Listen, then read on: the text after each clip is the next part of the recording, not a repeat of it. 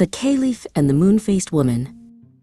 In the bustling heart of the great city of Baghdad ruled Caliph Rashad. He was known throughout the lands not for his silks or his armies, but for the unwavering scales of his justice. Every morning, he sat upon his ivory throne, ready to hear the pleas of his people. One bright, bustling morning, a rich merchant named Tariq stormed into the court. He was followed by a woman whose face was so radiant it seemed to catch the light. She was called Qamar, the moon-faced woman. "O Caliph of righteousness," boomed Tariq, laying down a heavily sealed scroll. "This woman owes me a fortune. I sold her a priceless sapphire, and the contract clearly states the repayment terms: 60 measures of gold, or she forfeits her entire property." Caliph Rashad took the scroll. "Qamar," he asked gently, "is this true? Did you sign this pact?" Qamar bowed low. "My lord, I did.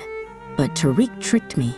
He knew I only intended to purchase the sapphire for 30 measures. He claimed the contract said 30, which should be paid as 60. Tariq scoffed loudly. "Ambiguity is not trickery. The contract is lawful." She agreed to the words written, regardless of her own mind's weakness. The Vizier Faris whispered to Rashad, "My lord, the law is clear.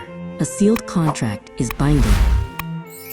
Caliph Rashad looked from the greedy merchant to the beautiful Qamar, whose inner goodness seemed to shine through her distress.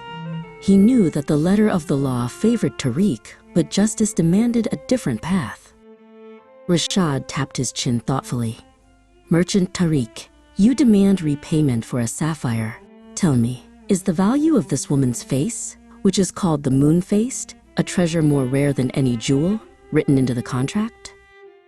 Tariq looked confused. "No, my lord. Her beauty is worthless to me. I seek only the gold."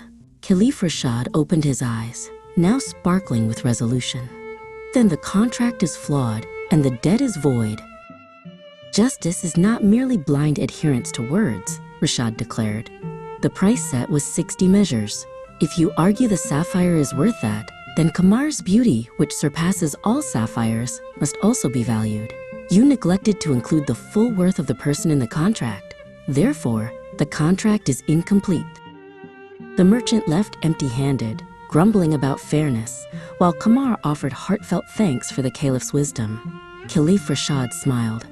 The true treasure of Baghdad, he knew, was not gold, but the clear, shining light of justice.